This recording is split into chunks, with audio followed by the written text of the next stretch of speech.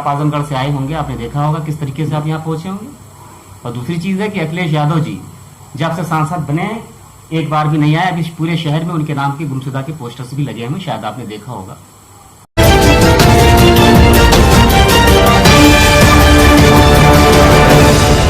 नमस्कार, आदाब। इस वक्त मैं उत्तर प्रदेश के आजमगढ़ के सरायमीर में मौजूद हूँ। इस वक्त मेरे साथ में जो चेहरा है भिवंडी का जाना माना चेहरा है और आज के उत्तर प्रदेश का भी जाना माना चेहरा है। बहरहाल जब सरायमीर की बात होती है तो महाराष्ट्र में कुछ ऐसे चेहरे हैं जो सरायमीर से जुड़े हुए हैं। समाजवादी पार्टी के अबू आसिम आदमी साहब का भी गांव इसी सरायमीर से करीब 1.5 से 2 किलोमीटर की दूरी पर मंजीरपट्टी गांव उनका पैतृक गांव है। और अगर माफिया की बात करें तो अबू सालिम जैसा डॉन भी इसी सरायमीर का रहने वाला है। बहरहाल आइए आगे बढ़ते हैं। इस वक्त हमारे साथ में वसी सिद्दीकी साहब हैं जो भिवंडी शहर के जाने माने चेहरों में से एक थे, क्योंकि अब इन्होंने उत्तर प्रदेश पकड़ लिया है और अब यहाँ का जाना माना चेहरा है। हम इनसे बात करेंगे। फिलहाल उत्तर प्रदेश में इलेक्शन भी करीब है विधानसभा का। ऐसे में यहाँ की जो पॉलिटिकल बातें हैं, पॉलिटिकल हिसाब किताब जो यहाँ चल रहा है, एक तरफ किसान आंदोलन है, दूसरी तरफ पुलिस का भी कुछ अत्याचार, लखीमपुर खीरी वाला या इससे पहले भी हाथरस की, इस तरह की और भी घटनाएं हैं उत्तर प्रदेश की, इसलिए उत्तर प्रदेश चर्चा में भी है। वसी सिद्दीकी साहब, फिलहाल आप किस पार्टी से ज्वाइंट हैं? मैं इस वक्त प्रगतिशील समाजवादी पार्टी लोहिया का प्रदेश का मुख्य पार्टी का सचिव हूँ और माननीय शिवपाल यादव जी के करीबी लोगों में मेरा शुमार होता है। अखिलेश यादव जी के जो चाचा हैं? जी, अखिलेश जी के जो चाचा हैं। और मैं उस दल में राजनीति कर रहा हूँ, पूरे प्रदेश में भ्रमण करके शिवपाल जी के साथ लोगों को जोड़ने का प्रयास कर रहा हूँ। फिलहाल आपका उसमें क्या पद है? मैं प्रदेश का सचिव हूँ, उत्तर प्रदेश का सेक्रेटरी हूँ, मुख्य पार्टी का। जी, आने वाले दिनों में उत्तर प्रदेश में चुनाव भी है और उत्तर प्रदेश के हालात, क्योंकि मैं महाराष्ट्र से आया हूं और वहां जो कुछ सुनने में आता है तो बहुत अलग सुनाई देता है। जैसे लखीमपुर खीरी की घटना है या हाथरस की घटना है या अभी अभी आजमगढ़ में एक घटना हो गई, उसमें एक बच्चे का बलात्कार हुआ और जब उस परिवार को न्याय नहीं मिला तो वो आजमगढ़ एसपी तक पहुंच गए। तो उत्तर प्रदेश की जो पुलिस की कहानी है ये अलग दिखाई देती है और पॉलिटिकल कहानी भी अलग दिखाई देती है। तो ऐसे में आपकी पार्टी का क्या एम है, क्या मकसद है? देखिए, उत्तर प्रदेश पूरी तरीके से भ्रष्ट की चरम सीमा पार कर चुका है। यहाँ पर कोई सुरक्षित नहीं है। आम जनमानस की बात को छोड़ दीजिए, प्रशासनिक लोग भी सुरक्षित नहीं। अभी आजमगढ़ जो घटने के बारे में बताया, वो महिला गई थी FIR दर्ज कराने के लिए, उसके ऊपर 2 लाख रुपए लेकर के दबाव बनाया जा रहा था कि इस केस को खत्म कर लिया जाए। लेकिन उस महिला ने, उस औरत ने मान सम्मान के साथ समझौता न करके सुसाइड करके मर गई। कितनी शर्म की बात है कि थाने के सामने एक महिला जहर खा लेती है। और लखीमपुर की घटना आप देख रहे हैं, एक केंद्रीय गृह मंत्री का लड़का, अच्छा एक्सीडेंट होता है, सपोज कर लीजिए हम लोग गाड़ी चलाते हैं, अगर सपोज हुआ एक्सीडेंट हुआ तो गाड़ी रुक जाती है। 9-9, 10-10 लोगों को रोकने का मतलब ये हत्या करने की पूर्ण रूप से साजिश थी और साजिश के तहत वहां किसानों को मारा गया ताकि ये आंदोलन करके भाग जाए। लेकिन किसान जो भागने वाले नहीं। इसमें आपकी पार्टी का क्या स्टैंड रहा? सबसे पहले मेरी पार्टी के नेता शिवपाल सिंह यादव जी ने वहां जाने का प्रोग्राम बनाया, लेकिन रात में ही पुलिस ने उन्हें हाउस अरेस्ट कर लिया। लेकिन शिवपाल जी यादव जी ने पुलिस को चकमा दे करके अपने घर की 8 फीट की दीवार को फांद करके वो आंदोलन की तरफ बढ़े। लेकिन सीतापुर के पास उन्हें गिरफ्तार कर लिया गया और अरेस्ट कर लिया गया, जेल में डाल दिया गया। 2 दिन बाद उनको फिर रिहा किया गया। और किसानों के मजलूमों के नेता ही शिवपाल है। अखिलेश को कुछ पता ही नहीं, वो तो लंदन पढ़ रहे थे, पढ़ करके आया, पिताजी ने उनको मुख्यमंत्री की कुर्सी पे बिठा दिया।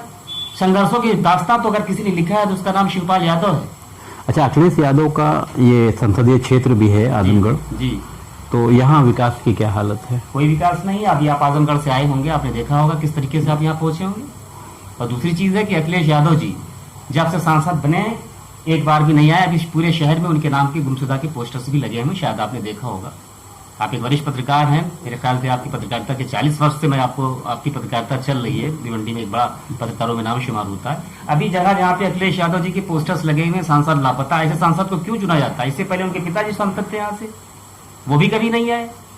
बेटा हुआ वो भी कभी नहीं आया। अपना प्रतिनिधि किसको बनाया? दुर्गा प्रसाद यादव को। कैबिनेट मंत्री दुर्गा प्रसाद यादव, विधायक दुर्गा प्रसाद यादव, जिला पंचायत अध्यक्ष उनका बेटा, ब्लॉक प्रमुख उनका भतीजा, सारी चीजें वो उसी एक समुदाय को उन्होंने देकर रख दिया है। अच्छा, समाजवादी का एक बड़ा चेहरा रामपुर के नवाब जी, नाम तो आप समझ ही गए जी, होंगे। जी।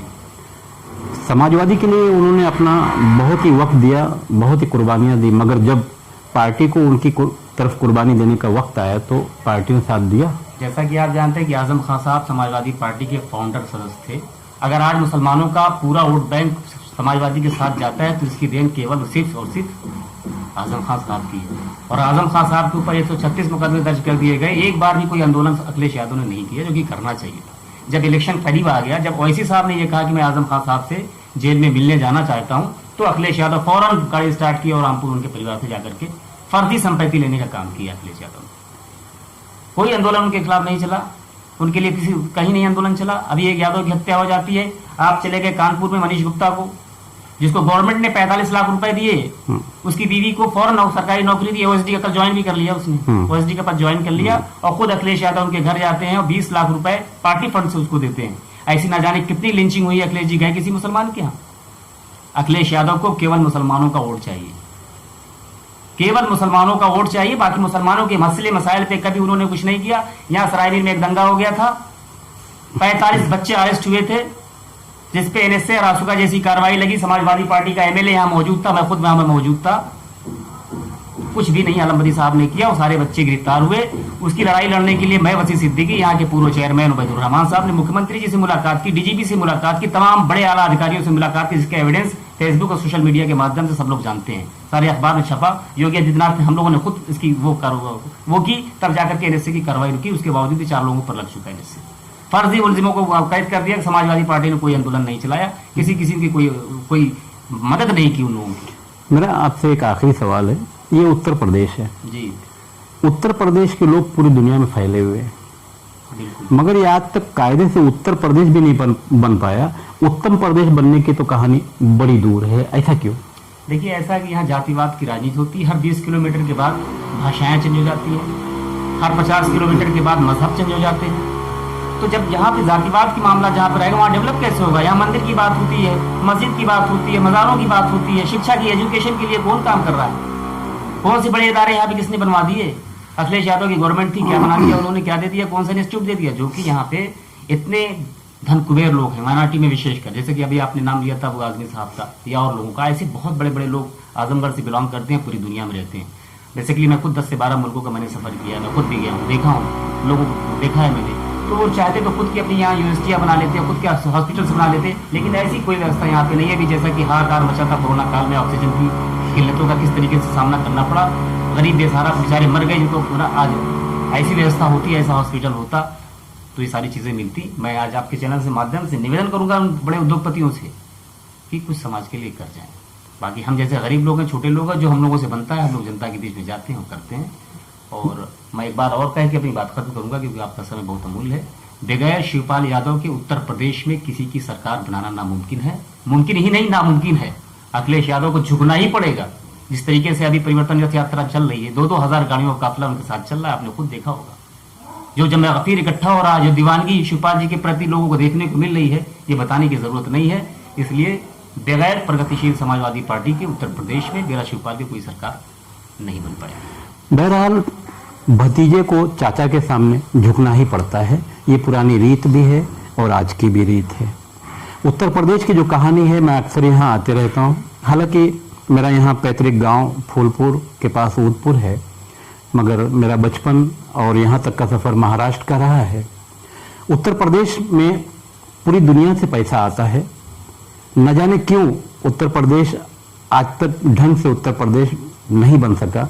हालांकि इस प्रदेश को उत्तम प्रदेश बनना चाहिए, यहाँ लोगों को रोजगार मिलना चाहिए, मगर यहाँ के लोग रोजगार के लिए हमेशा उत्तर प्रदेश को छोड़कर भारत के दूसरे राज्यों में या दुनिया के दूसरे कंट्री में रहते हैं। इसकी न जाने क्या वजह है। जहाँ तक मैंने समझा है, मुझे तो ऐसा लगा है कि यहाँ पुलिस की तरफ से लोगों को न्याय नहीं मिलता और जो राजनीतिक लोग हैं उनकी तरफ से भी न्याय मिलता तो है मगर कम मिलता है। बहरहाल दोनों के बीच उत्तर प्रदेश के जो गन की राजनीति है इस प्रदेश को आगे नहीं बढ़ने दे रही है। मैं इस वक्त उत्तर प्रदेश के आजमगढ़ के सरायमीर से हमारे चैनल पे जितनी भी खबरें दिखाई जाती हैं वो सही है और ये लोगों तक पहुंचनी चाहिए, तो आप लोग ज़रूर देखिए, चैनल सब्सक्राइब कीजिए और हमारा YouTube चैनल भी देखिए। Thank you.